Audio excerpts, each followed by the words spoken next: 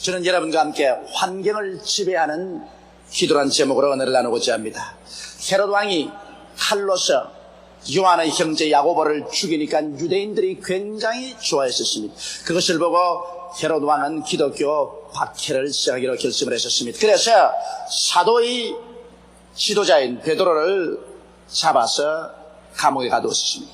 그때가 바로 6월절이었습니다. 그러므로 6월절이 지나고 나면은 공중 앞에 베드로를 끌어내어서 처형하기로 작정을 했었습니다.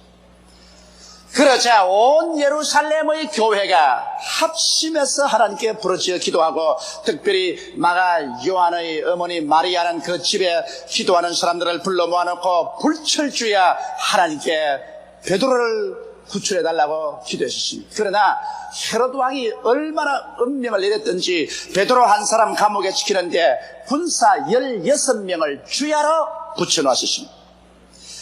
그러니 쥐도 새도 새어나올 수가 없습니다. 그런데 내일이면 이제 베드로를 처형할 날인데, 오늘 저녁에 베드로는 양손에 쇠사슬에 묶이고, 그리고 양편에 군사가 베드로를 끼고, 그리고 잠을 잡니다. 한밤중이 되자 누가 옆구리를 찹니다. 베드로가 스스로 놀라쳐 눈을 떠보니까 방안이 환한데 주의 천사가 와서 베드로가 하는 말이 일어나라 그럽니다. 베드로가 일어나니까 철고랑이 풀리거든요. 천사가 하는 말이 허리띠를 묶고 신발을 단단히 묶으라고 했어요. 그러고 난 다음 겉옷을 덜치입고 나를 따르라 그럽니다. 그때도 베드로는 실감이 나지 않아서 혹시 꿈을 꾸거나 환상을 보고 있지 않은가 생각했었습니다. 첫째 파수를 지났는데도 파수하는 사람들이 모두 다 선체 눈을 감고 깊이 잠이 들어 있었어요. 두 번째 파수를 지났는데도 또 파수하는 병사들이 눈을 감고 깊은 잠에 들어 있었어요. 그러고 난 다음에 이제 성으로 통하는 문 앞에 나왔는데 철문이라 꽉 닫혀 있었어요. 천사가 베드로 앞에 걸어나가니까 철문이 스스로 열려버렸습니다. 그래서 베드로가 감옥에서 나와 성으로 들어가서 길을 걸어갈 때 천사는 사라졌습니다. 그러나 베드로의 마음속에 마가 요한의 어머니 마리아의 집에 가고 싶은 생각이 나서 그 마리아의 집에 가보니까 마리아의 집에 사람들이 모여서 전력을 기울여 베드로가 구출함 받기 위해서 기도하고 있는 장면을 보게 된 것입니다. 이것은 바로 하나님께서 베드로가 자유를 얻게 된 것이 이 기도하는 사람의 기도의 연고로 되었다는 사실을 베드로에게 깊이 가르쳐 주기 위해서 그것까지 하나님께서 인도하여 주신 것입니다. 여러분, 기도는 운명과 환경을 지배한다는 사실을 이 자리에서 우리는 밝혀볼 수 있는 것입니다. 만일 베드로가 감옥에 들어갔는데 예루살렘 교회와 마가 요한의 어머니 마리아의 기도하는 부대들이 목숨을 바쳐 간절히 기도하지 않았더라면 베드로는 틀림없이 6월절 이후에 헤롯이 원한 대로 끌려 나와서 처형을 당하고, 기독교는 지도자를 잃고 뿔뿔이 성도들은 흩어지는 위기를 맞이할 수 있을 것입니다. 그러나 기도는 천하의 권세를 가진 헤롯 왕의 권세도 억압해버립니다. 군사들이 16명이나 매달려 있고 철문으로 막아놓은 그 철문도 기도의 힘을 막을 수가 없습니다. 오늘날 여러분, 우리는 경제적인 위기라고 말합니다. 온 세계적으로 경제적 불황이 따가고 있습니다. 정치적으로 세계 위험하고 군사적으로 일촉즉발의 긴장이 세계 어느 곳이나 있는 것입니다.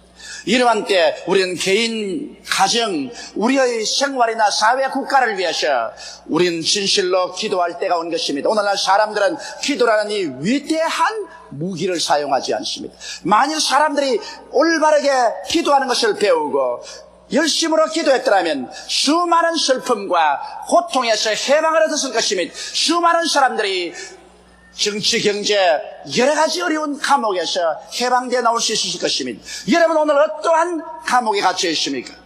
어떠한 철창살에 가로막혀 있습니까?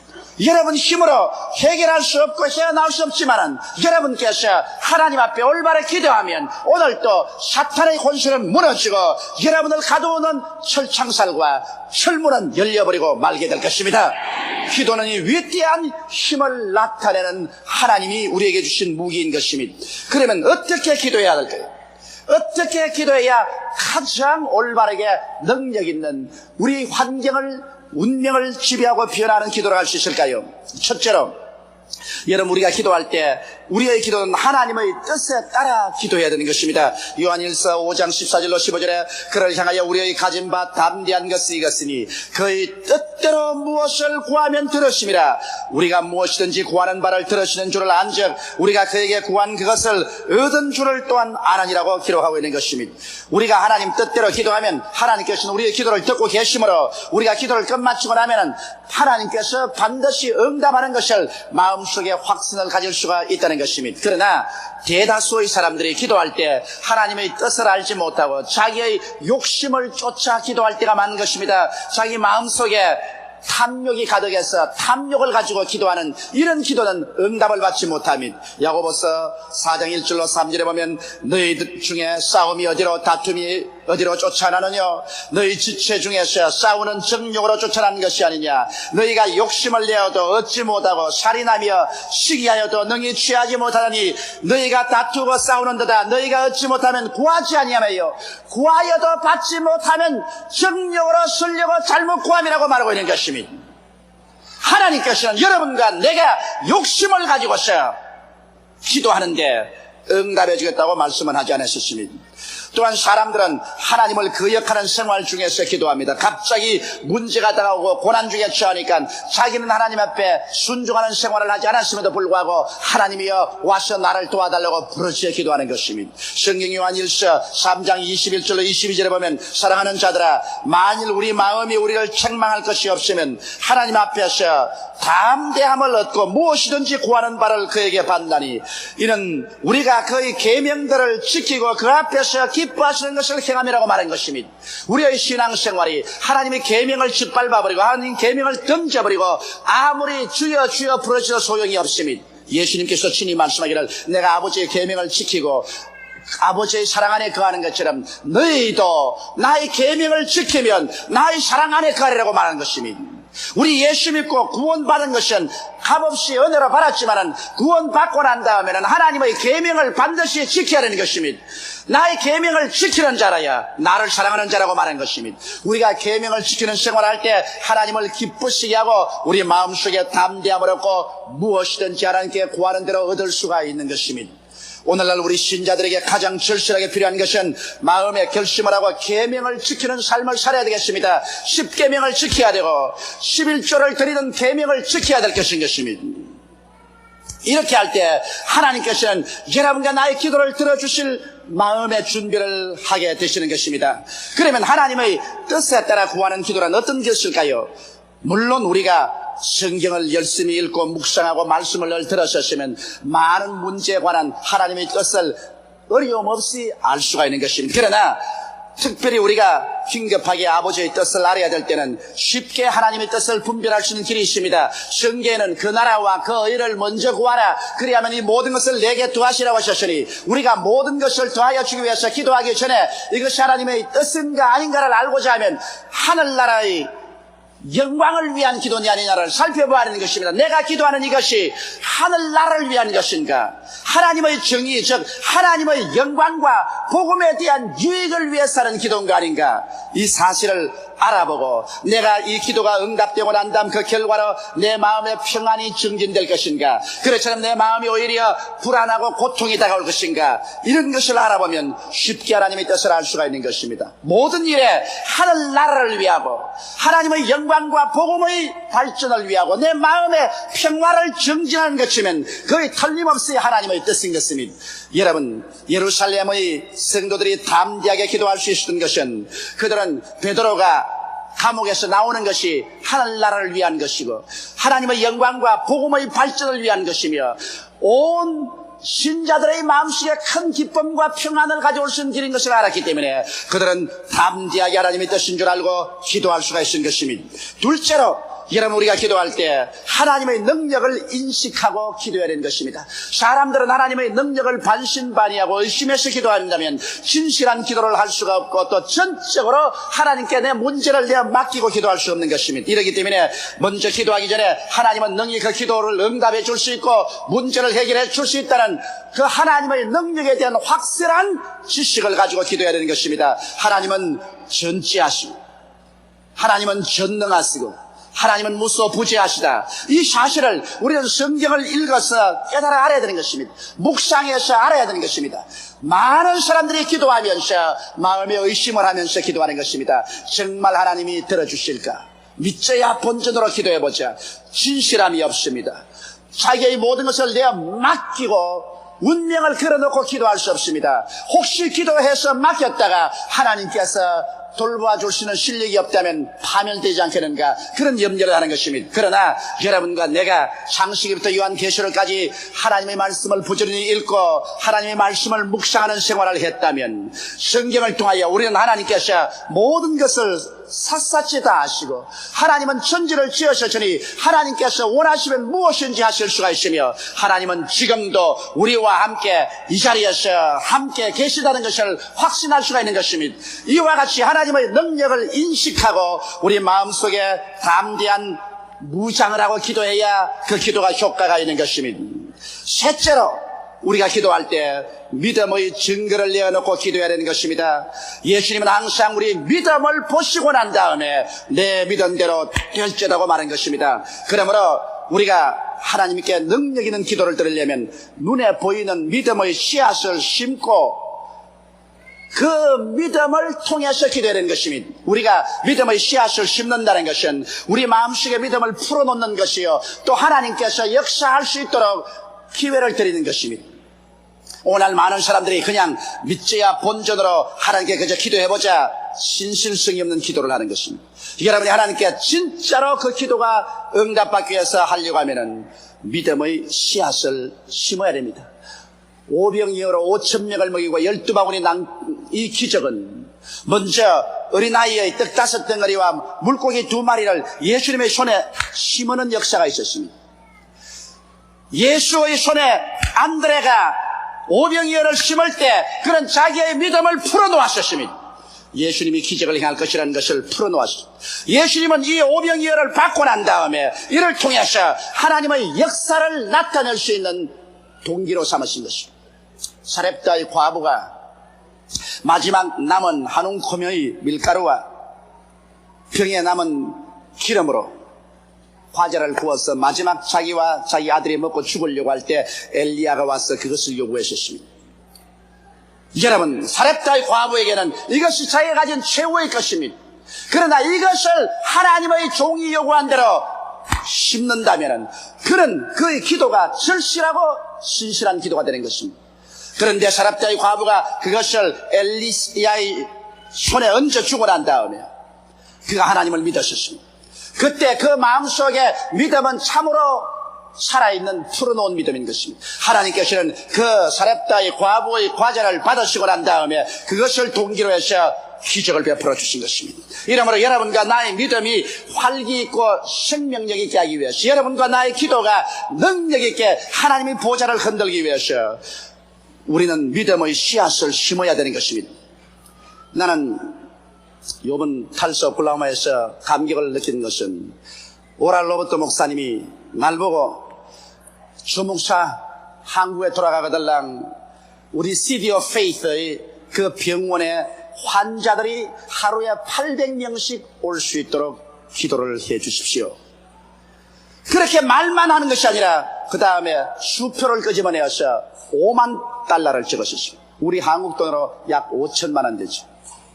그러고 난 다음 일본 1천만 구령을 위해서 여의도 순복음교회에서 일하는데 나는 이 5만 불을 믿음의 씨앗으로 심겠습니다.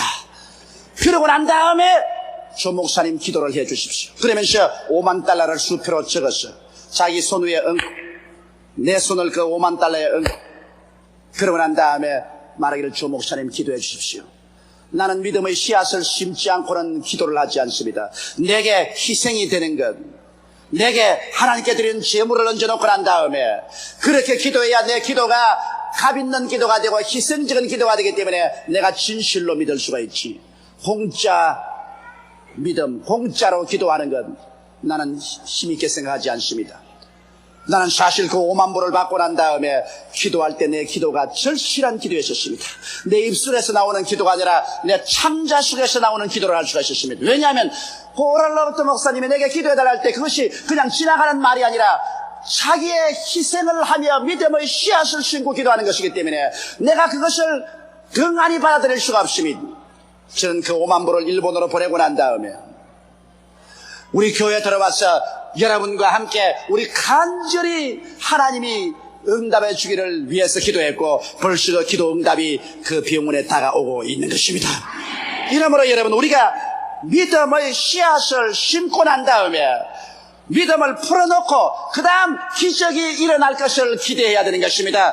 그냥 막연하게 기적이 일어날 것을 기대하는 것은 요행에 불과한 것입니다. 이러기 때문에 우리가 하나님께 진짜로 응답받기를 원해서 기도할 때는 우리가 하나님의 사업을 위해서 믿음의 씨앗을 심고 난 다음에 그 다음 없는 것을 있는 것 같이 꿈꾸고 바라보면서 기도해야 될 것입니다. 그럴 때 우리의 기도는 하늘에 상달되는 큰 힘이 있습니다.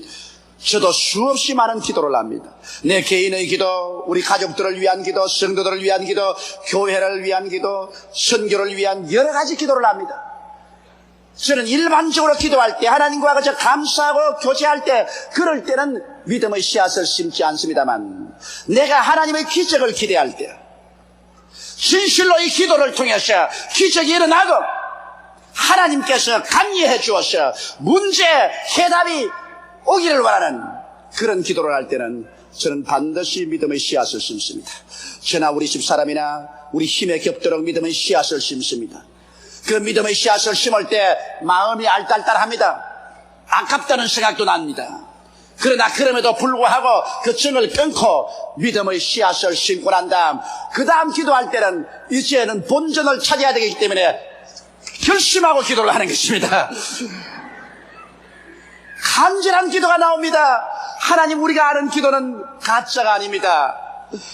불어가는 바람처럼 하는 기도가 아닙니다. 하나님, 이 기도는 응답을 받아야 됩니다. 만일 기도 응답을 안 받는다면 어떻게 되겠습니까? 하나님이 응답하여 주옵소서. 기도가 간절하고 절실해지고 그리고 확실해집니다. 하나님은 언제나 내게 응답하여 주셨습니다. 저는 수많은 하나님의 기도 응답을 받았습니다만 대개 내가 기도 응답을 크게 받을 때는 내가 믿음을 풀어놓았을 때인 것입니다. 내가 보통 때는 믿음이 풀어놓아지지 않아요. 믿음의 씨앗을 심을 때 그것이 내가 믿음을 풀어놓는 증거가 되었던 것입니다. 넷째로 여러분 기도할 때 끈질기게 기도해야 되는 것입니다. 기도는 그것을 막는 마귀를 밀쳐낼 정도로 인내력을 가지고 기도해야 되는 것입니다. 왜냐하면 마귀는 여러분과 나의 기도를 막습니다. 다니엘이 기도할 때 한 주일을 기도할 때도 마귀가 막았습니다. 2주일간도 막았습니다. 석 주일을 계속할 때 마귀는 더 견디지 못했었습니다.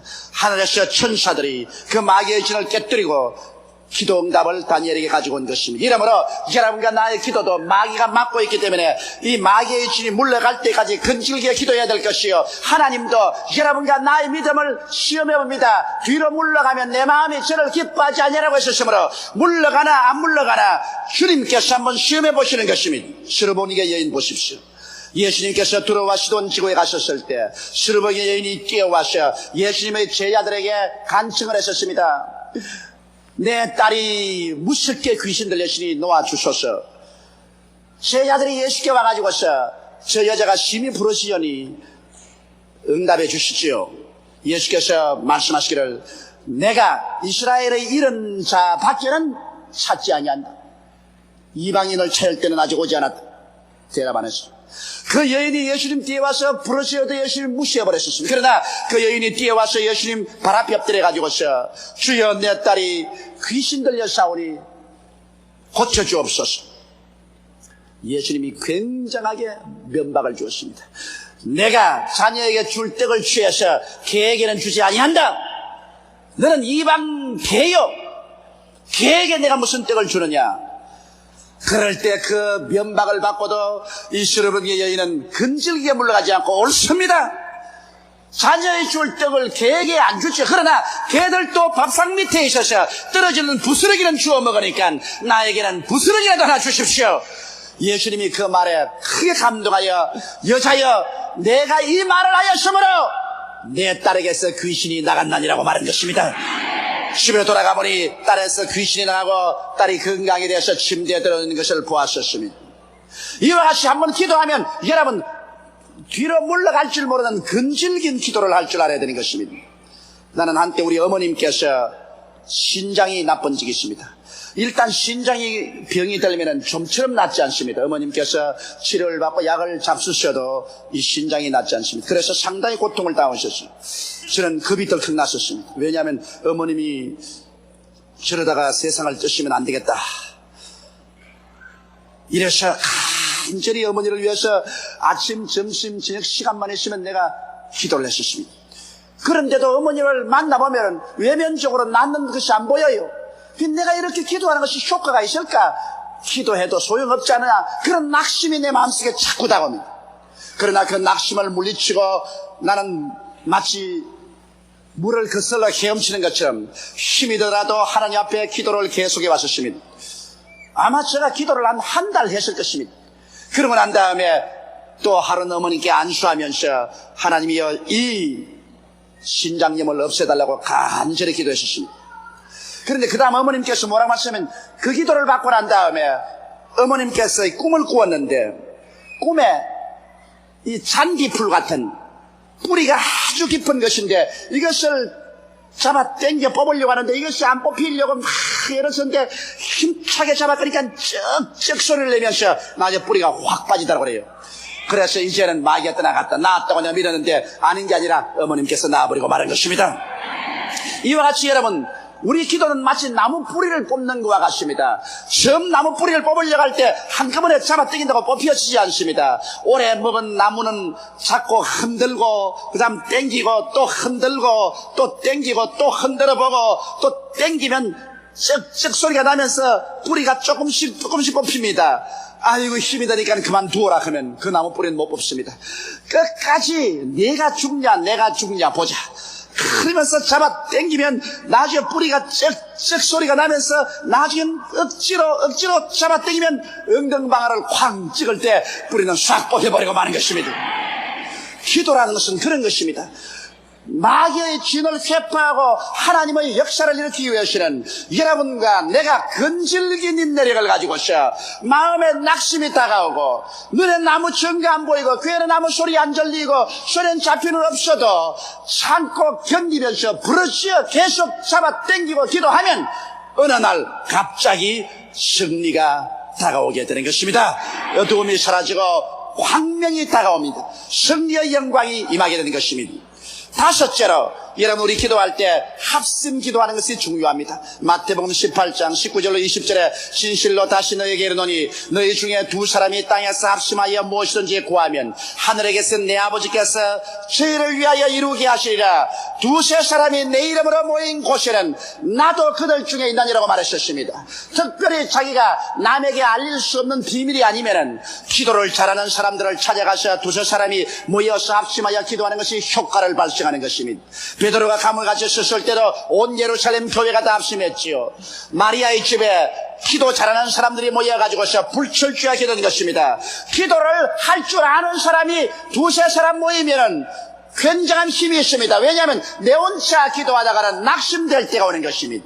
그러나 옆에서 함께 기도해주는 사람이 있으면 그 기도의 불이 다시 내게 붙어오기 때문에 힘을 얻을 수가 있죠. 성경에는 한 사람이 천을 쫓고 두 사람이면 만을 쫓는다고 그랬었습니다. 혼자 힘으로 기도하는 것보다는 두 사람 이상이 합치면 그 결과로 나타나는 힘이 굉장한 것입니다.